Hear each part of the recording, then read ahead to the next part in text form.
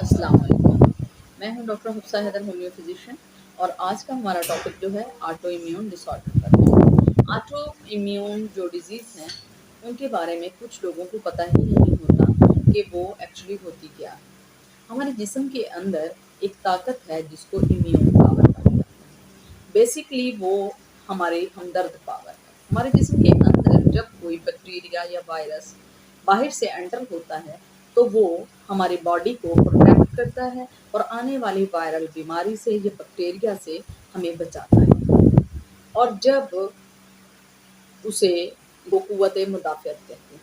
और जब यही सेल जो होते हैं हमारे खिलाफ हो जाते हैं, या जो कुव्वत मुदाफ़ियत है या हमारी जो इम्यून है उसको जब रिकॉग्नाइज नहीं होता कि ये हमारे अपने सेल हैं, ये फॉरेन सेल हैं, और वो अपने सेल से ही लड़ना शुरू कर दे, तो ऐसी सिचुएशन को ऑटो इम्यून डिसऑर्डर कहते हैं।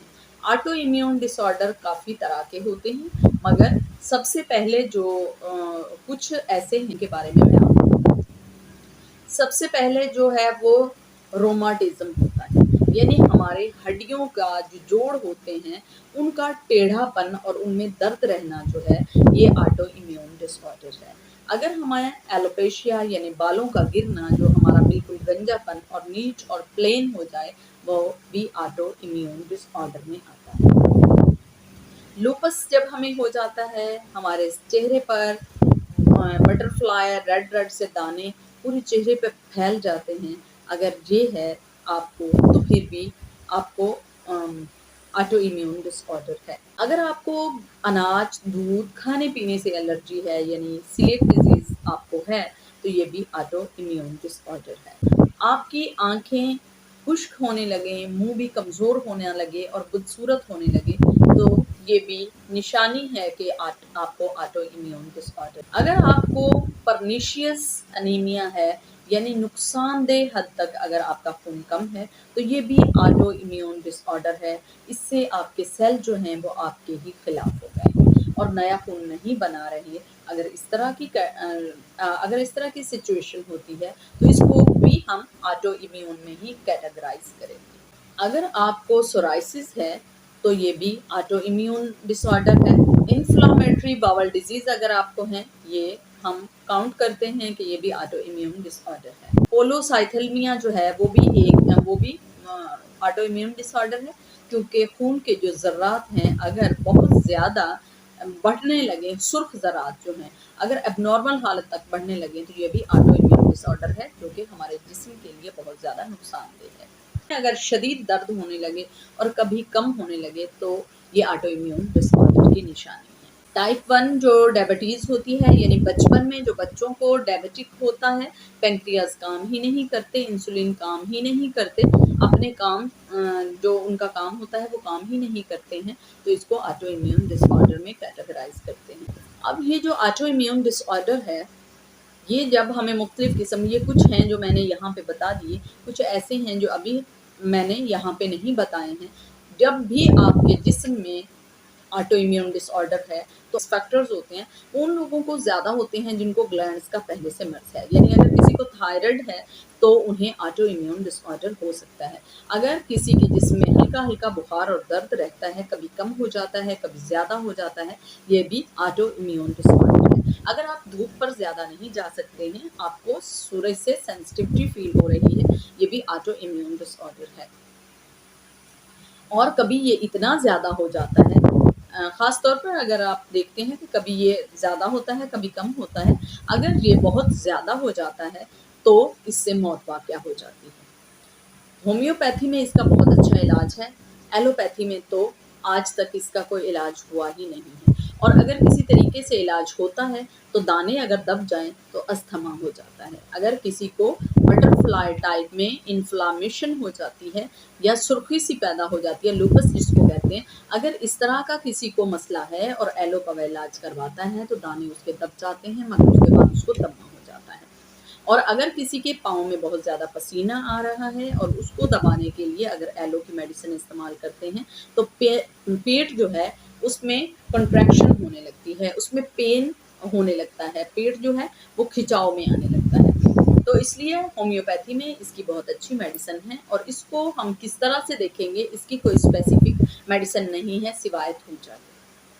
थूजा अगर आप 200 लेते हैं, ये आपके लिए बहुत ही अच्छी है कि वो स्किन के लिए बहुत अच्छी होती है। अगर आपको सोराइसिस है तो आप सल्फर का इस्तेमाल कर सकते हैं। अगर आपको खून की कमी है बहुत ज़्यादा तो आप चाइना ले सकते हैं। अगर आपको बहुत ज़्यादा खून में ज़्यादती आ रही है तो आप चिरायता ले सकते हैं। ऑटो इम्यून डिसऑर्डर में अगर हम बात करते हैं कि हम बायोकेमिक है उसके ज़रिए से हम कैसे इलाज कर सकते हैं, तो नेट्रोम्योर इसका बहुत अच्छा इलाज है। और नेचुरल और हर्ब्स में अगर जाते हैं तो ग्रीन टी अगर आप इस्तेमाल करते हैं और टर्मेरिक अगर आप इस्तेमाल करते हैं या करकुमा लौंगा आप इस्तेमाल करते हैं जो कि हल्दी होती है, उसका अगर आप इस्तेमाल करते हैं तो ये ऑटो इम्यून डिसऑर्डर जो है उसको ख़त्म करने में आपकी हेल्प कर सकता है। अगर आप अदरक का इस्तेमाल अपने खाने में और धनिया का इस्तेमाल अपने खाने में ख़ास तौर पर करते हैं, सोराइसिस के जो पेशेंट हैं वो लोग अगर इस्तेमाल करते हैं तो उनके लिए बहुत ज़्यादा इफ़ेक्टिव है। अगर आपको एलोपेशिया हो गया है और आपको जो बाल बढ़ने चाहिए थे तो आपके ब्रेन ने उसको ऑर्डर नहीं किया और यानी वो ऑटो इम्यून बन गया, तो उसके लिए आपको कालीफास भी लेना चाहिए और साथ में जो उसकी रेलिवेंट मेडिसिन होगी यानी जिसको हम जैबुरंडी कहते हैं तो जैबुरंडी भी हम इस्तेमाल करेंगे। अगर हमें बहुत ज़्यादा ऑयल आ रहा है तो उसके लिए हम कलकेरिया कार्ब इस्तेमाल करेंगे। तो ये आप खुद से कभी भी नहीं कीजिएगा। अगर आपको ऑटो इम्यून डिसऑर्डर है तो आप चाहे होम्यो लवर्स हैं या आप होम्यो के स्टूडेंट हैं तो आपको कभी भी इस्तेमाल खुद से मेडिसिन नहीं करनी चाहिए। आप किसी अच्छे DHMS के पास या BHMS के पास जाइएगा, किसी प्रोफेसर के पास आप जा सकते हैं, बहुत ही अच्छे हमारे मुल्तान में डॉक्टर्स हैं, आप उनसे मिल सकते हैं। अगर मुझसे आप अपॉइंटमेंट बुक करवाना चाहते हैं तो आप मुझसे करवा सकते हैं, मगर इसके लिए आपको ये है कि प्रोलॉन्ग इसका इस्तेमाल करना है मेडिसिन का। जो डॉक्टर है, जो प्रॉपर एक मुस्तनिद डॉक्टर है, जब आप उसके पास जाएंगे तो वो आपकी मेंटली लेवल जो है उसको देखते हुए आपको मेडिसिन देगा।